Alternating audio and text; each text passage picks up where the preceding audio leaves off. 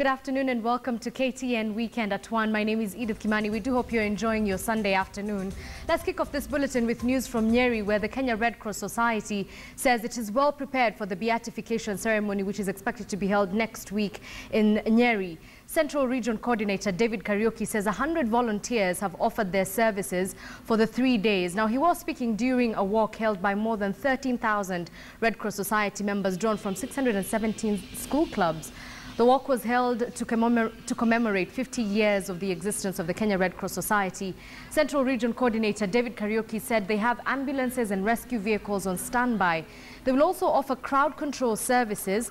The first day on Friday 22nd will be marked by a night vigil at Gikondi. The main event will be held at the Dedan Kimathi University and a final procession on the final day from Mathare Central Chapel to Our Lady of Consolata Cathedral.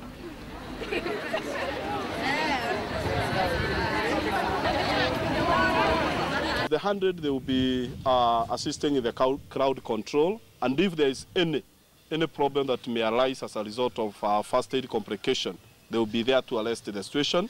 They will also be working very closely with the Ministry of Health. We have had a meeting with the director concerned in this county, and that's why we are incorporating Kenya Red Cross and the Ministry of Health, because one of the pillars of one of the activities the Kenya Red Cross does is on health and social services. Meanwhile, over 700 choir members are putting the final touches to their presentations for the Beatification Ceremony. They're drawn from 49 parishes within the Archdiocese of Nyeri. The Beatification Ceremony will be held next week, as we said earlier, from the 22nd to the 24th. The choir members are practicing at the Bishop Gatimu Ngandu Girls' School and also at the Catholic Secretariat. Now, the practice sessions are led by Mwalimu Thomas Wesonga from the Presidential Music Commission, as you can see from your screens.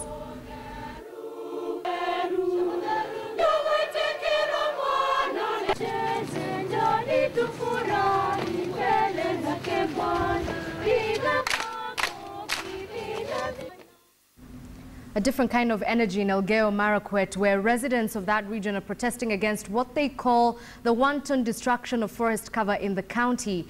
They allege there is continued removal of trees in the forest, despite a court order issued last October restraining the harvesting of produce in the forest.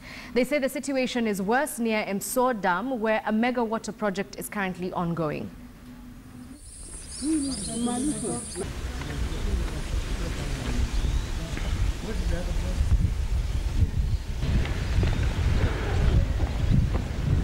Tunaomba serikali ifuatilie na iwafunze hii maofisa wake, maana tunaona hata wale somilas ambao wanakata hii miti sio shida, wale shida yenyewe ni wale wanaongoza Kenya Forest Service, maana wanampa hao free na ndio hao walipewa order.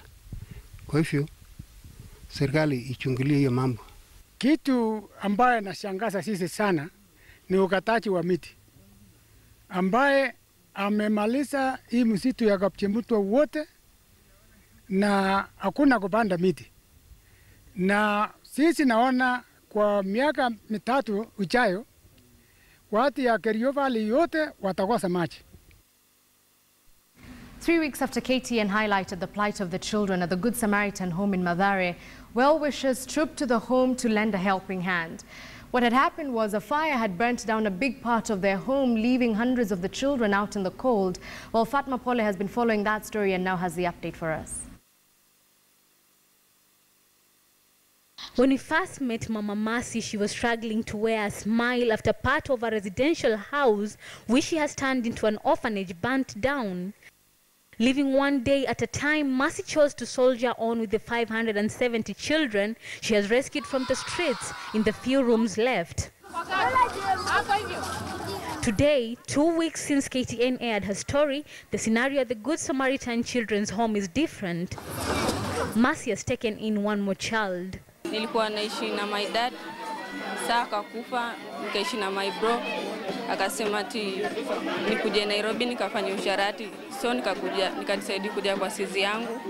Sizi yangu nako anajiweza kunilipeleka shule. Ndio mother-in-law yake penye amoleka akanileta hapa hivi. The children, evidently excited, gather around to watch as Joshua Kamau, an artist popularly known as the one-man band, entertains them with his unique talent. But the one-man band is not the only new face here. The home is full of life and buzzing with activities. Visitors and more visitors continue to stream in.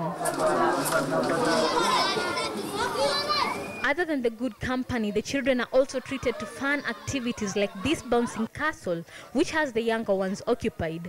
The older ones seizing the opportunity to display their own talents. Whatever you have, maybe it little or more, there's always a room to share. So whatever you have, don't feel shy, come out, give out to people. Even if maybe you have 2 mandazis, eat one, give one to the other person, and then you'll be providing an helping hand. And after the hard work is done, it's now time for the presents. Mattresses, bedding, clothes, food are just some of the goodies they came with. Our guys are cooking, we're doing their clothes, we've done their cleaning. Basically, it's our day with them. Yeah. We put the smile to their face.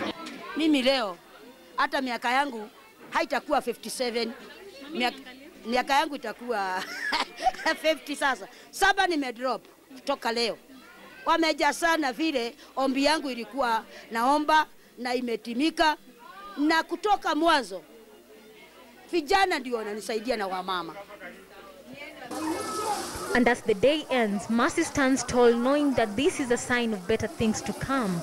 She has been able to overcome one hurdle after another, and today she has even more reasons to smile, knowing that she's not alone in her fight to make sure no child is left out cold in the street. Statistics from the government show that the number of vulnerable children and orphans stands at over 4 million. Now, these children might not have a lot, but they are rich at heart, and they depend on men and women of goodwill such as you and I for their survival. Fatma Pole, KTN, in My Diary. Thank you, Fatma Pole. Here's a question for you, though. How much do you know about your country's current political, economic, or even social-political affairs? And if a reporter was to stop you on the street, what do you think your reaction would be? Well, here is a look at how people react. In a quest to bring you up to speed or updated with current issues that make news, journalists go through a myriad of hustles to make that opinion that comes from the public count. We sought out to the street to understand why most of the public will shy away from the camera to give their opinion. And this is why. Information is power, both in social and economic activities. Question is, do you know what's going on around you and how directly or indirectly you are affected? Our curiosity was driven by a video shot in America where Americans were asked whether they knew their vice president. Who is Joe Biden? I have no idea. Do you want to take a guess? A man. Who is Joe Biden? Joe Biden. Wasn't he our governor? I think he's a governor or something. Joe Biden, I don't know, terrorist group, like not terrorist. Who is Joe Biden? I have no idea. Oh, Joe. I've seen him in movies. What movie? In some movies, but I don't know. What movies? Like, what are some of them? I cannot tell you. Is he gonna be here? Pineapple Express? Would that be? Oh, yeah, he's that old dude. We conducted a similar experiment in Nairobi. This, however, was not an easy task. Excuse me, hi.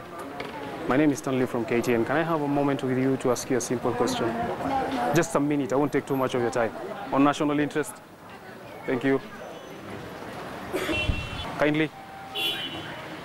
Can I ask you a few questions about something to do with national issue? Of the few interviews we managed to get, I asked questions on both entertainment and politics. Do it, Rollins, do it! Then the revelation came. My favorite artist is Lil Wayne. He has good music, he has creativity in his lines. Any one of his music that you know? One line or two? He says his best line is from In Peace. Leave it dead in the living room. The second stanza of the Kenyan national anthem, what does it say? Huh? The second stanza of the Kenyan national anthem, what does it say? Why is that so? Tulimbanga moja peke yake. How many colors does the Kenyan flag have? 4. How many colors does the Kenyan flag have? 5? Can you name them? Black, green, white, red. Red, black, green, white. High five. What about the second stanza of the national anthem? What about it? Can you recite it? No. I follow politics, but I think I'd follow entertainment more than politics. What have you followed so far on politics? Basically with the issue with the Integrity Center, yeah, the firing of the commissioners, and the issue with the insecurity. Security is important. Security is important. Who's the cabinet secretary for Interior? I don't know. I know Olenko was sacked. I know he quit or sacked. Oh, wow. Now, that's a youth that's in trouble.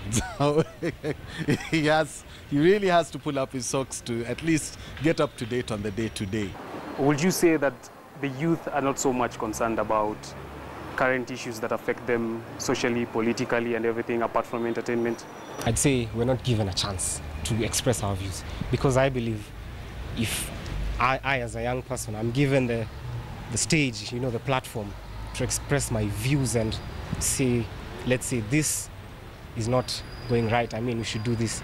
I think the youth nowadays, they are so much into social media, and maybe they don't look into so much into the things that affect them, maybe things that affect the country and all that.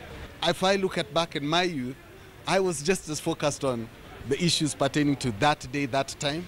But as you grow older, you tend to appreciate that there's a whole lot of other issues that you should also look into. Kenyan as a taxpayers, I need to be like, know whatever is going on from social, from business-wise, political-wise, and in all aspects. Yeah, so I need to get to know what's taking place. So if I fail to do that, I feel as a nation, so I don't have a right to criticize the government when they don't do one or two things. Yes. Your news is abstract. It's talking about what's happening in Kisumu, Kampala, and this young fellow is more interested in what's happening in Carnival. Or yeah, basically, yeah. Personally, I love watching things that trigger my thinking. Can I talk to you in less than a minute on entertainment? What entertainment? Anything, the genre of music that you love, what you love most about entertainment, and your favorite artist perhaps, and as well politics. I have to stand here. Back where the camera is. No, I'm sorry. Politics?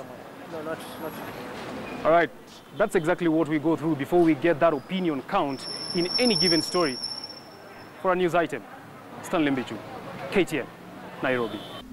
And as we wrap up, how would you like to know about crocodile farming in Zimbabwe? Well, it is boosting the struggling economy through the sale of meat, shoes, bags and belts, with the industry employing 1,100 people and at least 100,000 of the animals bred each year.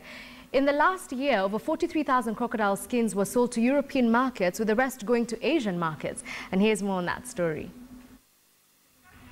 In Zimbabwe, a different kind of agriculture is bringing in millions to the economy: crocodile farming. In this farm near Victoria Falls, they are reared for their meat, 130 tons of which was exported last year alone.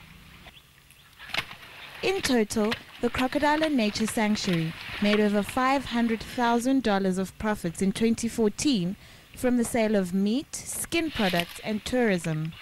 Is $200 from crocodile belly, and on the bags, the expensive one, it's $1,475. Okay, and the least we can say the cheapest one is around $200 and something. In the last year, over 43,000 crocodile skins were sold, mostly to the European market, but increasingly in Asia and Australia as well. Other leather products that can be made from crocodile hide include shoes and bags. The industry currently employs 1,100 people, with at least 100,000 crocodiles bred every year. Though the Crocodile Farmers Association of Zimbabwe says the seasonal nature of the animals' breeding patterns makes it very difficult to ensure a steady income throughout the year. April, May, June, na July. Also can ramasai pakati pa August na September. And also chochonya pakati pa November na December. sireva kuti masaya anotora mwedzi mitatu kuti achochonye. Those not killed draw in cash as tourist attractions. And with Zimbabwe's economy still struggling, this growing industry represents at least one profitable sector. Well, just in case you're wondering where your crocodile bags, shoes and belts come from, now you know. My name is Edith Kimani. Thank you for your company. Enjoy the rest of your Sunday and do keep it KTN.